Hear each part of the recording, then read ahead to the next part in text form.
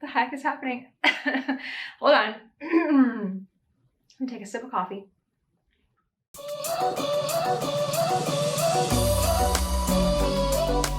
Hey everyone, it's Natalie, also known as Knitty Natty. Welcome to episode 130 of the Love in Stitches podcast. It's a gorgeous, bright, sunny day here, which I feel like I've had the pleasure to say the last several podcasts, which is really nice because I totally didn't expect to have so many sunny days in the wintertime in New York City, but it's really nice outside. Actually, okay, hold on. I mean, it's sunny outside. It's 21 degrees, which is cold. I mean, it's not that cold, but considering that it was in the 50s and 60s over the weekend, it feels pretty cold for it to be 21 again. I had Toaster in his booties and his jacket this morning because I wasn't sure if they would salt the sidewalks. We had snow yesterday. Was it yesterday? Yeah, we had snow yesterday, but because it was so warm the day before, none of it stuck to the streets or the sidewalks, but it did kind of pile up in like grassy areas. I could still see it on rooftops, so it's kind of cool. Like, it's kind of pretty to look outside, but it is now a sunny, almost cloudless day. I do have my friend Toaster here joining me. Say hi, Toaster. Oh, well, there you go. I don't think he said hi. So let's get started. I have some good stuff to show you today. Oh, I am wearing a hoodie from my merchandise shop. This one is one of the Definition collections, which is no longer available, but it says Knitrovert on it, and the style is the unisex like collar hoodie, I think is what it's called. This one is limited in sizes. It only goes up to a 2X. I would definitely recommend actually sizing up. I have a medium on, but it's like a little bit more fitted than I would normally like. I wish I had gone one size up for my usual size. So just keep that in mind. If this particular style does not include you, there are other styles of sweatshirts that are more size inclusive and go up to 3X, 4X, and 5X. So explore in there. But the logo is all that I have in the shop right at the moment. So just the classic logo. Oh, the other thing I wanted to say before we started on projects is thank you so much for 19K here on YouTube. I think, okay, how long have I been doing this? I started YouTube in December of 2018. And so really 2019 was my first full year. So 2019, 2020, 2021. So a little over 3 years of doing YouTube. When I started, I would have never ever guessed that I would have 19,000 subscribers. It's so cool. I feel really, really grateful. I'm in like a super grateful space today because I got a really, really kind email.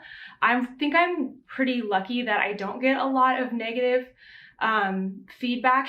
Now that I say that, now I'm scared. But I think I'm pretty lucky that I don't get a lot of like negative feedback, which is fair. My own philosophy is that if you don't like something that you see on like a public forum, so YouTube, Instagram, just stop following the person. You don't have to stick around and continue to see things that you don't like. And so I don't know, I feel pretty grateful not to have a lot of negative things, but some days I feel a little down on myself, you know? So when I get really nice, kind messages in emails, it is really, truly meaningful. It's not just like fluff. I'm not like, oh yeah, just another person that thinks I'm great. Like, I don't think I'm great.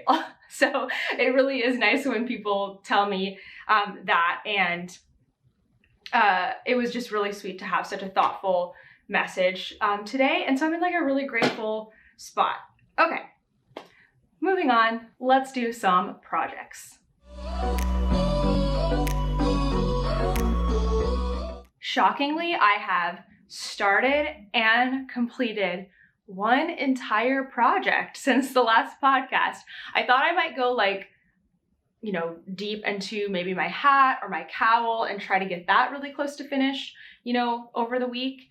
And I did something else instead. I started another project and I just like worked on it all weekend until it was done. And I can't wait to show it to you. So this is my finished object for the week. Wow, it's so different to see things on camera when you can see them like further away. This color is so pretty. Let me tell you about the yarn first. This is from Raven Moon Dye Works. Shauna was previously Farm Girl Fibers, but she has since rebranded, and I really like her rebrand. I think it worked out great.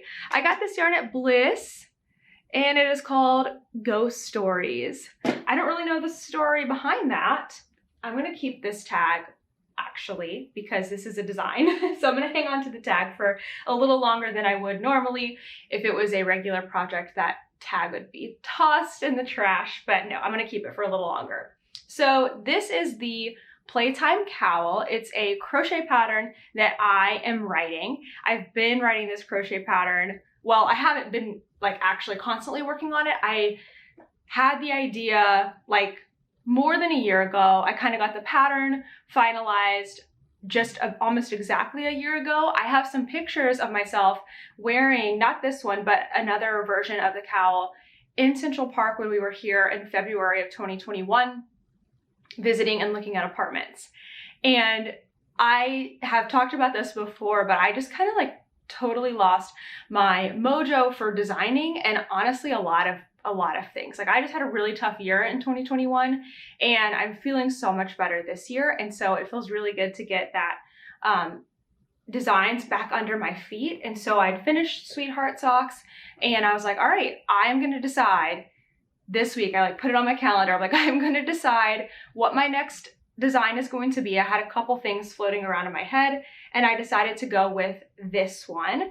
And I just like was so excited about it. I basically got everything set up. I started it and made it over the weekend. It is a quick pattern. So it's going to be, this one is the double loop version. It takes just one skein and it takes almost the entire thing, enough that you should have some insurance because we don't want to run out of yarn, but also it doesn't take up like all, like, it takes up most of the skein. I like not having too many leftovers. So this is the double loop version. Of course, this is going to be a little silly on top of this cowl neck. It actually kind of pushes it up kind of nice.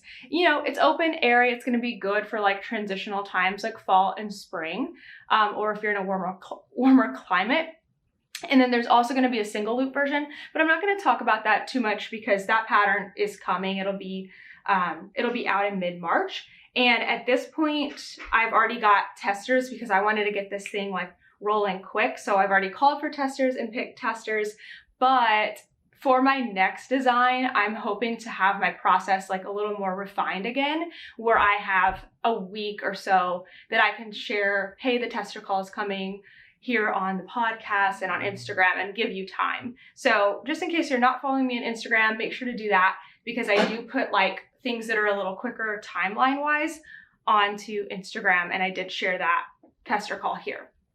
So anyway, I really like this color. It's looking so beautiful. And this pattern is a play on my Playtime shawl, which is already out, and it's just the cowl version of that. I'm showing you like the join part of that. That's a little better. It's so much fun, and it was just really nice to do like a crochet project. I hadn't done anything aside from the granny strap blanket in a while. This isn't even blocked yet. I'm kind of saving blocking it because I want to get a gauge, a before and after gauge. But anyway, it was so much fun. And it felt really good to do a project that was smaller that I could do kind of all in one weekend. I started it on Thursday night and just got like the foundation row done. And then I think I worked on it for like several hours Friday. Pretty much finished it on Saturday. I worked on it a lot of the day. And then on Sunday I did the border, which didn't take very long. And that was it. It was like a super quick project, like definitely doable in a weekend, I think. So, and maybe a long weekend, but I really, really love this. So I had a lot of fun making that. And if you are interested in making the pattern, be on the lookout. It's going to be coming in the middle of March. So about a month from now. So that was really fun to have a finished object. I was kind of surprised myself there, but I still worked on my other projects before I got onto that one. You know, I was like obsessed with it. So let's see, let's talk about my husband's hat, Kent's hat. I have it in this beautiful bag. This person is not making bags anymore. The Pine Cottage. They just did for a little while. And when I'm done with this project, I need to clean the bag because I think that's chocolate. I mean, it's not getting on anything. Like, it's probably been there for a long time, but whatever. Okay, so let's talk about Kent's hat. Here is the yarn that I am using. It's a gray, blue, and red, and it represents, it represents String Things Studio, but Kent really likes it because it looks like his alma mater. It also looks like the New York Rangers. So this is botanical yarn, and the color is it's just called String Things Studio Stripe. And you can only get it at String Things Studio, I believe, which is in Brooklyn. Great shop, by the way. And I have been moving my marker every single day that I worked on this, so I don't really know where I was last time, but I feel like I made decent progress. Like, maybe I was here-ish. I feel like I've at least done a couple of inches. What I'm doing is see, there's my cute Mickey marker from 3 by the Sea. And this one is from Fangirl Fibers, 3 by the Sea, Fangirl Fibers. So what I'm doing is this progress keeper, I am moving it every single day, and I am trying to work on this every day. My goal was 8 to 10 rounds, but I definitely didn't do that last week. I think I might have done like, you know, 2 rounds one day, 3 the next, 1 next, but everything counts. So I'm not upset or anything about that. Over the weekend though, I did get a lot more done. So, oh, I wanted to measure. I have to do 8.5 inches before the crown decreases. And this has a pretty long crown decrease in it. And I'm measuring the 8.5 inches with the ribbing unstretched. Because you know when you stretch that it will get shorter, right? Like the measurement will get shorter. But I know from making these hats previously that I did the measurement unstretched. This is why it pays to take good notes, however you choose to take them. My method is Ravelry, because I can just go back and like search for the project. And I have all the notes. This was a free pattern called 2x2 Ribbed for His Pleasure by Tink's Darker Side. It was since taken off of Ravelry by the designer, but it is a free pattern, and I changed some things about it, so I have the notes in my Ravelry page. And because it's pretty simple, you should be able to kind of copy that if you want to make something similar. Oh wow, I have 7 inches. So I only have 1.5 inches to go, and I'll be able to start on the crown decreases. That might affect what I work on tonight during The Bachelor, because once I'm starting to get close on something, I like, you know, kind of build up momentum to really work on it. And I want to start another project, so I feel like I need to finish another project in this next week in order to do that. So yeah, maybe I will start working towards finishing this up.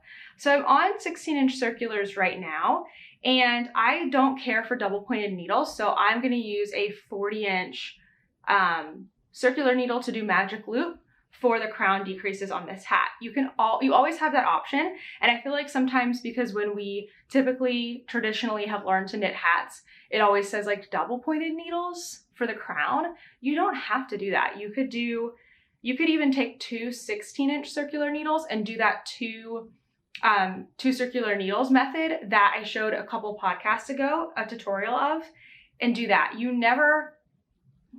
I don't know if I should use never, but rarely do you have to use exactly the needle type that they say in the pattern. So empower yourself and choose what you like to knit on. So that project is going great, and it would be great to finish it up because, you know, it's mid-February. It's cold today. I'm guessing it's going to be pretty cold for at least the next month before it starts to warm up and still be like kind of cold. So it would be nice to get that done for Kent so he can wear it this year. Okay, next up, I have got my All Together Now cowl. So here we go. This is the All Together Now cowl by Jamie Lomax, who is PNW Knit Design.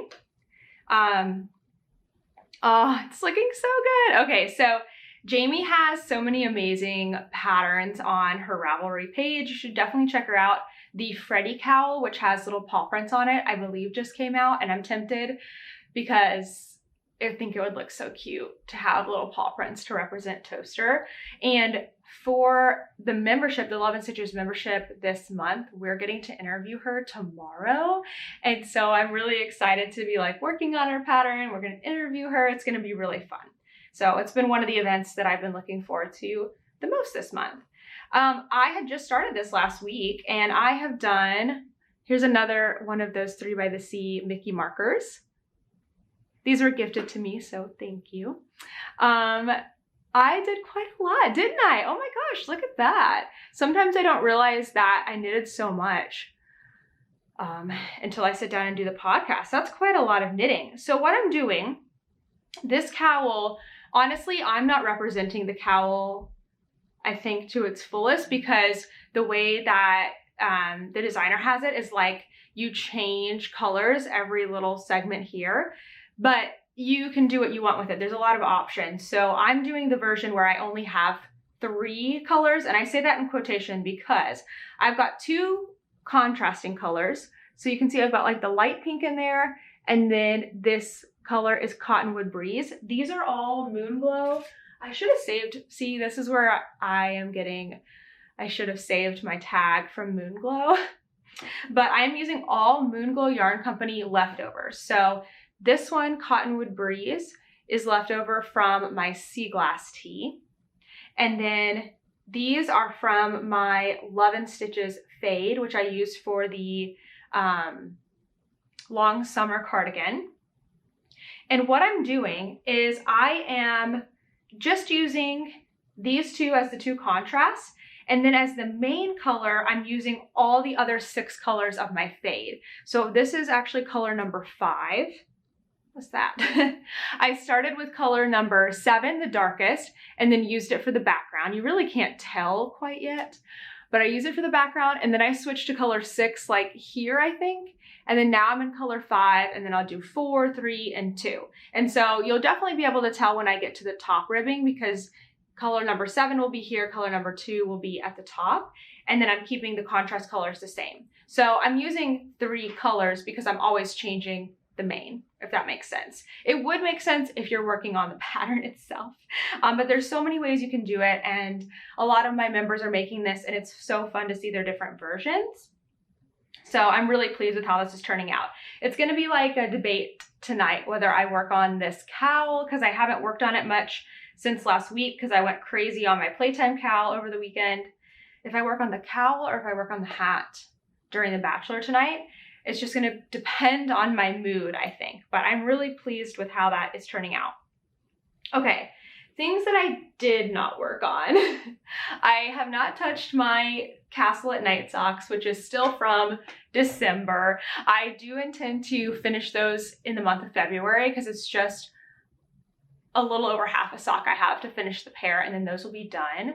But I didn't touch them this week. I also didn't touch my granny stripe blanket, which is something that I've started to work on Sundays if I finish a project. So typically I would say, you know, I just finished this cowl. So on Sundays I would add the leftovers to the granny stripe blanket because it's scrappy. But I'm going to use this for some tutorials for the pattern. So I'm hanging on to it for now. It probably won't actually ever go into the blanket because I'll need it for the tutorials. But I was working on crochet all weekend, and so by the time it got to Sunday, I was like, I'm crocheted out for the weekend. Like, I needed to change things up just strictly even for my muscles. I was enjoying the crochet, but I changed things up and I worked on the hat all of Sunday. So yeah, that's, oh, I have one more thing. I have a project that I'm gearing up to start. So I've kind of got like, I've got 3 main whips, right? I've got the hat, the cowl, the socks. I guess the socks are kind of like a side whip, honestly. Side whip. That's kind of funny. I'm really dating the cowl and hat right now. And then of course I've got the blanket, which is just like long term. But I'm getting ready to start a new project. I'm ready to start a sweater. And I have chosen the Prismatic sweater by Wool and Pine. And I am so excited to make this. I had it in my queue when I kind of planned things out back in January for my stash. So I decided to get started on it over the weekend, starting on swatching it. So I do have a partial swatch to show you because this swatch, I'm taking my time on this. You know, a sweater is not just something that, at least for me, I just cast on and start. I do a lot of preparation, getting my pattern ready, getting my yarn ready, choosing my size, doing the swatching. And I'm actually gonna have a video specifically on that next week, where I'm showing how I get my pattern all set up in Knit Companion and do my swatch and everything. So this is my swatch that I am working on for the Prismatic sweater. So you can see that I've done a stockinette swatch, and then I started a colorwork swatch, and you can definitely tell that they are a little different in gauge. So I'm probably gonna have to swatch a couple times for this sweater, and I'm okay with that. I would rather swatch 2 to 3 times than make most of a sweater and rip it out. Like, that's where I'm at these days. Before I would have said, I'll make the one swatch, and if it's not right, I'll just, you know, say, well, I guess I'll just go down on needle size and start the sweater. Now I'm like, no, I need to swatch properly. So in color work, a lot of times you might want to change the needle size for the color work portion. So most of the sweater is going to be in stockinette, which is why I swatched in stockinette, but the actual gauge given is for color work. And so I have swatched in color work. I just started on it, and I went up a needle size. So I think I'm going to struggle a little bit with gauge on this one because the pattern uses an 85-15 blend, and I think it's a 2-ply. So it's a little bit fluffier, more round, a little plumper. And I am using a 75-25 4-ply sock yarn. All of my bases match, mostly. I think one of them's a little woolier, but it's the one I'm going to use the least. So I think I'm going to have a little trouble getting gauge. And at the end of the day, if I can't get the gauge, then I'll have to make a decision at that point if I want to just, you know, save this yarn for another sweater or do something different. So anyway, I swatched for stockinette on a size 2.5. The recommended was a 4. And I was like, yeah, not for me. My knitting is too loose. I was not getting anywhere close to the gauge. I do measure my gauge like while I'm swatching, but then I don't rely on that one. I block it and then rely on that one, but it's good to know if I'm close. And then I went up to a 3 for the color work because in my other sweaters, I've needed to go up a needle size for the color work. So I'm going to see how that works out. We're going to block it, and I will probably be re-swatching. But the other good thing about this is that this is going to be the first sweater or pattern where I've done 3 colors in one row. So I'm going to get to practice that technique at the end of the swatch. And that's another benefit to swatching, is you can practice different techniques. Another thing I love that people do is they will try out a cast on and see if they like the cast on the swatch. That way, when they go to the sweater or the shawl or whatever it is, they already know what cast on is going to work. I think that's so smart. So anyway, I'm swatching for Prismatic. I might or might not have it started by next week. We shall see. But I'm feeling really good about kind of staying, you know, limiting my projects so I'm not feeling totally overwhelmed by all of them. You know, I'm gonna take the win while it's going well in this part of the year, and just keep on like heading towards my goal, which is eliminating that stash. So this is the first third podcast of the month since I've switched over to like doing a rotating segment kind of thing for the podcast. So in January, I had a week where I needed to like skip podcasting, and so I haven't done this segment yet. So we are going to have a new segment in the podcast that will roughly be on the third week of every month.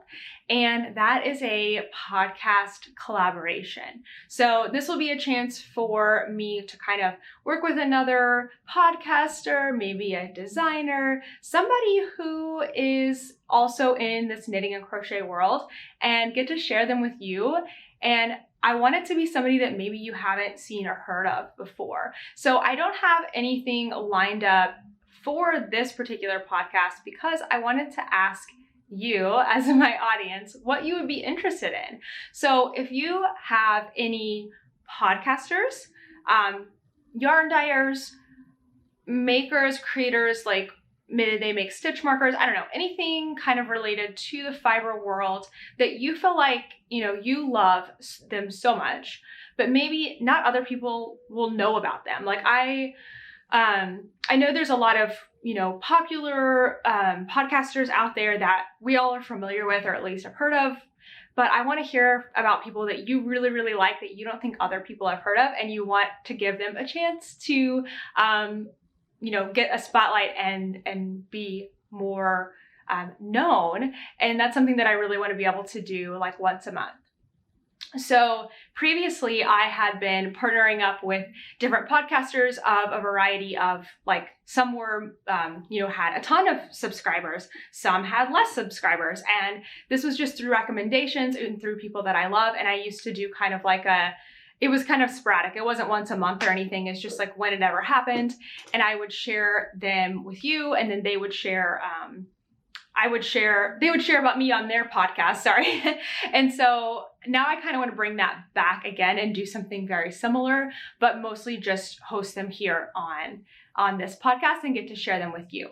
So in March, in the third week, I will get to do the first one of these, and I am going to keep all of your recommendations. So put them in the comments and reach out to some people. I'm really excited about that. And if you want to see anyone that I have collaborated with in the past, you can look, I think on your computer, it's like at the very bottom, it says recommended channels. So anytime I work with somebody, I will put them as a recommended channel. And then on your phone, I think I just have this pulled up. I'm always losing my voice when I'm talking on here. It's so funny. Okay, so on your phone, like when you come to the channel, right, it looks like this. And if you scroll over on the top, there is a tab that says channels. And these are some of the people that I have partnered up with and done a collaboration. So if sometimes I'll get asked, like, what the heck is happening? Hold on. Let me take a sip of coffee. Sometimes I will get asked, like, do I recommend any podcasts? And you can go right there. Those are some of the people that I would recommend to watch. So I think this is going to be a really fun segment, and I'm excited to get your thoughts and opinions and ideas. So comment below any podcasters and makers that you would like to see here.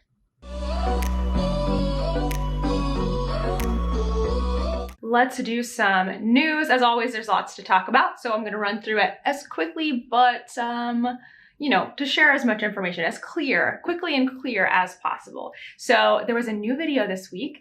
It was a day in the life vlog. I don't think I've done a straight up vlog that wasn't like around a specific event in a while, and I really like doing them. I think they're really fun, and then I can like premiere them and chat with you. So be on the lookout for like my Tuesday videos, because I'm going to try to do premieres as often as it fits and works in my schedule, like if I don't have a meeting or something.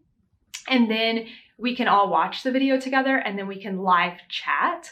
I think that's really fun, especially for some of these longer videos. Like the vlog is really long, and so it's nice to be able to like kind of chat while you're watching and listening to different things. So this particular vlog was a Wednesday. I think, yeah, it was like a Wednesday that I filmed it, and I kind of took you through my entire day, what work looks like. I've been sharing a lot about how I'm learning about perfectionism and working on my work schedule. And so I actually talk about that a lot in there. And then I show like how I fit in knitting throughout the day. I had a lot of events going on that day. It was just kind of a really good day to show like all of the different things that happen in the Knitty Natty like business side of things. So hopefully that's interesting to you, or at least like fitting knitting into a busy schedule. And I had fun filming it. So I'll probably be doing more vlogs moving forward. So check that out. And then here are just some kind of reminders. So we have the Sweetheart Sock Along that is ongoing. We are about halfway through. Actually, today is February 14th. So we're exactly halfway through, with February being like that perfectly rounded out month of 28 days. So keep on posting your socks using the hashtag Sweetheart Sock Along on Instagram. This make along will end on February 28th. And Whitney of Moonglow Yarn Company and I, we are going to do an Instagram live again to close out the make along. And that will be on Monday, February 28th at 11 a.m. Eastern time. So make sure you are, tell your boss you have a meeting, schedule your lunch early or something so that you can come hang out with us for that. The Yarnia and Love and Stitches shawl make along, which will eventually get another name. We were taking on pattern designers submissions, and that has closed. But now we're about to go into the time where we are going to involve everyone in this make along. So this is going to be a spring shawl make along starting on April 4th. But before that, we're going to get everything prepared and ready. So we took on a ton. Actually, I think we got like 44 shawl submissions, all of which were amazing and beautiful patterns. So we're going to be sharing some of those on Instagram, some of the ones that aren't in our final group of shawls to choose from. But then we are narrowing it down, and we're going to let you all vote on the final pattern that we're going to do starting on April 4th. So the voting is coming up really soon because we're going to get it voted on, have our pattern picked, and then we are just going to like flood this newer designer, smaller designer with all of these pattern purchases, and it's just going to be amazing. I'm so excited for that. So we're going to announce the final few, let everyone vote on it for a few days, and then we'll share the top one. All of this is going to be done on Instagram, so make sure you're following me on Instagram and looking at my stories, following at Shop Yarnia. They're a yarn store in New Jersey, and you'll see the instructions for the voting and then the final pattern. Yarnia was telling me today about the kits that they have ordered. You don't have to get a yarn kit in order to participate in this shawl make along that we're going to do, but I think you're going to want one because they were telling me about the yarn that they ordered, and I'm like so excited. So there's not going to be that many of the kits, and so I was like, well, put me down for one because I want to get one. And I don't know, we're just gonna have so much fun with this make along. I'm going to be doing some free what am I trying to say? I'm going to be doing some things that are like public and free for everyone, and then I'm going to be doing a couple other things that if you want to like get a little more involved, you'll be able to do that. And then I'm going to have a straight up like class, like we're going to do the shawl together, like we're going to meet every week and work on it. So it's going to be a lot of fun. I'm so excited for it. Okay, look out for more information basically coming soon. No need to rush on anything right now because it starts April 4th, but look out for the voting so that you can have a hand in picking our final pattern. My sock course is almost ready to go on sale. I am like going in between like being like super confident, excited for it, and being like, oh my gosh, my first course. I mean, I've taught tons of classes. I have no qualms about being able to teach things, but this is like a full-blown course. There are 6 weeks worth of materials, plus lots of live things, plus bonus things. It's a huge, huge course, like jam-packed with all this stuff. And I'm going in between like being like, oh my gosh, this is amazing, to being like, this is so big, oh my goodness, but it's all good. I've got it all under control, because today I'm feeling really good about it, and I am just so excited for it. I have so many people interested in it that I'm surprised. Like it always blows my mind, I think, to just see that level of support. So all of that being said, if you are interested in the sock class. I've got now, as of today, all of the free videos. There's 6 free videos. It's a really like a short 4-minute videos each, short series. All of those are out. I will link that down below so that you can watch through all of those things and then see if the course is something that you would be interested in. It is going to be the last day to sign up for the wait list on Saturday, February 19th. I will be closing the wait list at midnight Eastern time. So if you want to sign up for the course, you really need to be on the wait list, because the wait list will get a registration link on Sunday, February 20th. And the public will not get a registration link until Monday, February 21st. So I have limited spots on this, and I don't know what's going to happen, but we have a lot of people on the wait list. So my guess is that the spots will mostly get filled on Sunday, and then I'm just going to reserve a really small number for Monday. So if you really want to be in the course, please sign up for the wait list. All that information will be down below. And then if you're like, Natalie, I don't even want to knit socks, you don't have to hear me talk about it again. This is the end, and everyone who's excited about knitting socks, we're going to be in the course next week. So we get to talk about it there, and I'm really excited. Okay, I have not heard from the giveaway winner that I announced last week. So I want to make sure to give you one more chance. And I know not everyone watches the podcast every week. I don't. So no big deal, but I wanted to show again what we gave away, this bag from 3 by the Sea. You're definitely going to want this because today's Valentine's Day. It's the month of love. This cute marker and this cute marker, plus I put one of my buttons on here, all from 3 by the Sea. And the winner of that was Big D, was your username. And I'll put the comment up here on the screen. I am pretty sure you said that Reese's Cups were your favorite candy, because that was the prompt that I had. So please contact me if you're the winner. And if I don't hear from the winner, I'll give you a little more time, but I'll probably be posting this somewhere else, maybe on Instagram or something, and just getting a winner quickly so that I can send that off to you. I've already got it packaged. I'm ready to send it. I love being able to send out prizes. One more thing, I have been tidying up the YouTube channel. You may have noticed that things look a little different here. I finally put the updated logo on the top. I added in some things like to the YouTube banner. I was like, oh, I didn't know I could do all of this.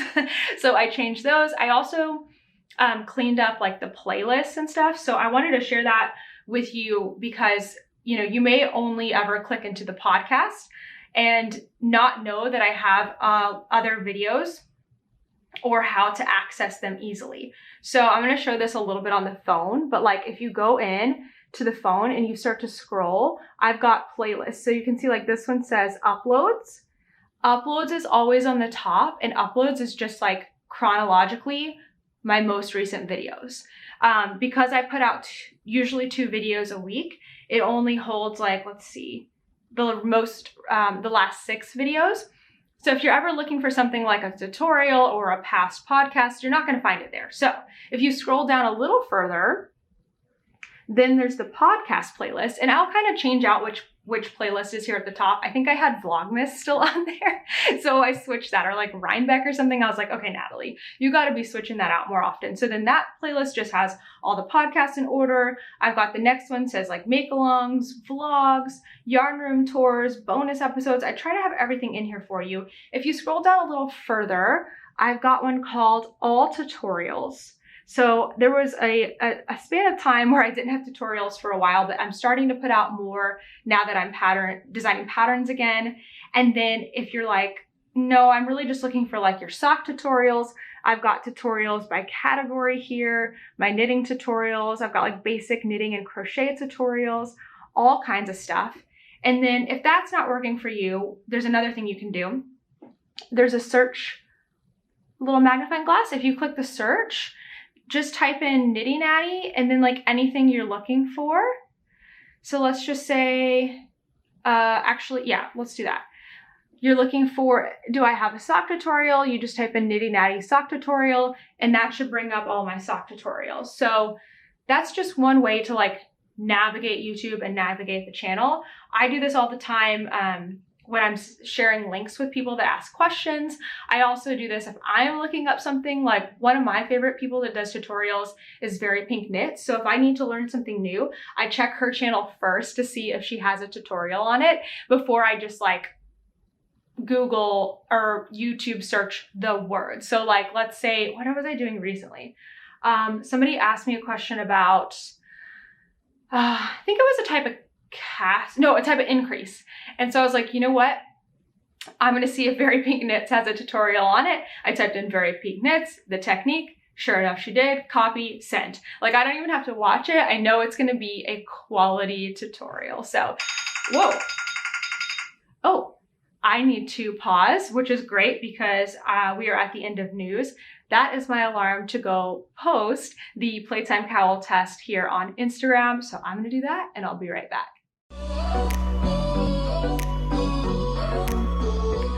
All right, let's talk about life. Got that tester call posted, so now we're good. All right, what has happened in the last week? Well, still nothing too exciting. This has been a pretty low-key year to start out, which has been good because I've been like really working on myself and improving things a lot, which is amazing. We do have more exciting things coming in the future though. But this weekend we did get out a little bit. I shouldn't have said that because I have had a really good, exciting time. We just haven't really done anything in the week. We've just been doing like weekend stuff, which I guess is pretty normal. So you know what? Scratch that. I think it is exciting. But this weekend I got to meet one of my Love and Stitches members for the first time in person. And we met up here in the city. She was coming into the city from where she lived. And so anytime somebody visits, I'm like, tell me and I'll come meet you. Like, I love just getting together, going to a coffee shop and, you know, knitting together and just hanging out like that. To me, there's just nothing better than that. I'm a simple person, I guess, as far as that goes. And just that time is perfect. So I met up with her in Union Square here in Manhattan. We walked through this like amazing marketplace and we, it was like a farmer's market. And then there was a booth that had yarn, which was really cool. We didn't get anything, but it was fun to see that and like look at the yarn, touch the yarn. We ended up sitting at a coffee shop and I got a latte and like oh my gosh, sorry. I forgot to turn the alarm off. I just snoozed it. Hold on. Okay, now it's off. Actually, I'm just gonna delete that because I rarely have alarms for like noon. Anyway, sorry about that. I feel like the alarm sound is a bit of like a traumatic moment. It like jolts you. Anyway, what was I talking about? Okay, we went to this coffee shop. And it was a great one. I had actually never been. It's it's not a local chain actually, but they are a chain and they're all over New York City. I've never seen them anywhere else, except my friend told me that they have them in England. So I thought that was cool.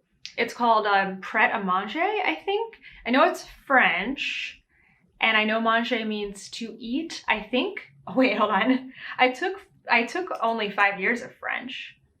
Manger, no, in French. It just says manger. What does manger mean in French? What? I could have sworn it was French. Okay, well, you know what? I really thought it was to eat, but if you're French or French speaking, maybe you can let me know. Anyway, we went to this place. I have seen them all over the city and I hadn't been to one before because I usually try to go to like more local places, but you know what? It was really good. I had an amazing croissant. It was an almond croissant. It was so good. And I think my friend had the chocolate croissant. She said it was really good.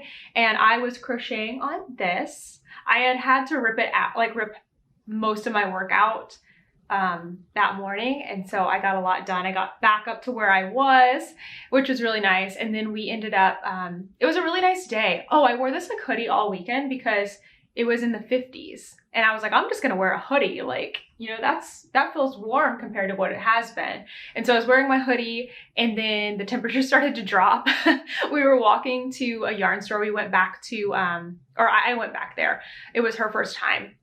We went to the West Village Knit and Needle shop in the West Village, and it's such a cute shop.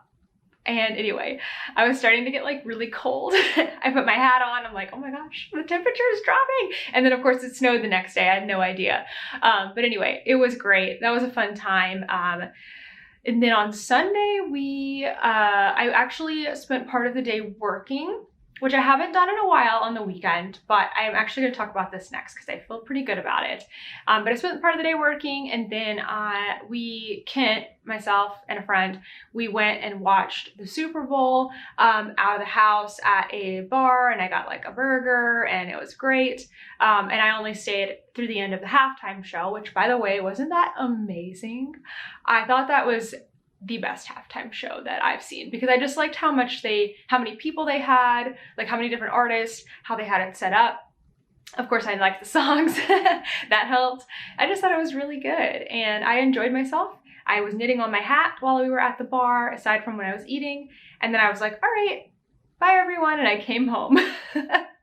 So that's pretty much what I've done. I also, when I was writing out the watching, listening, and reading part of this, I realized how much TV I have been watching,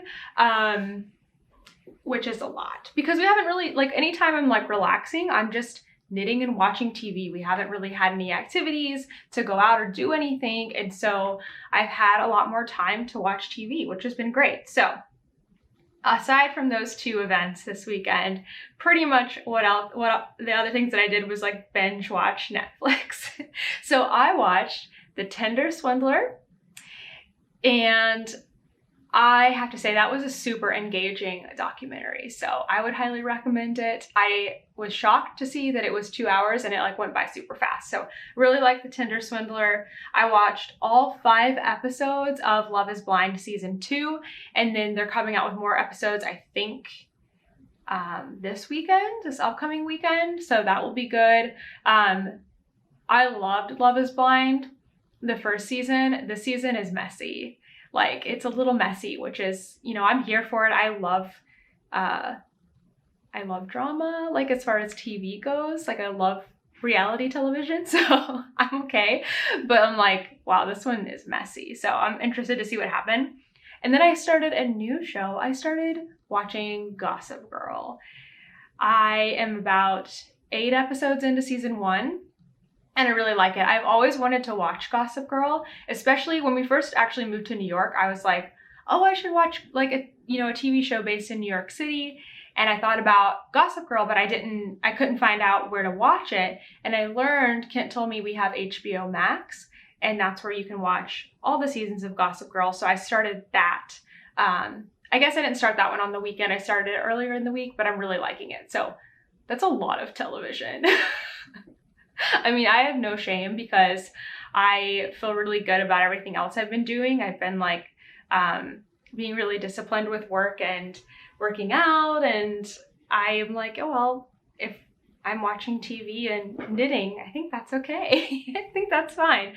So that was really fun. I'm still reading the Knitting Murder Mystery book that I started last week, but I'm almost done with it. It is it doesn't have a series title, but the first book is Knit 1 Kill 2 by Maggie Sefton. I'm on book 14 out of 16.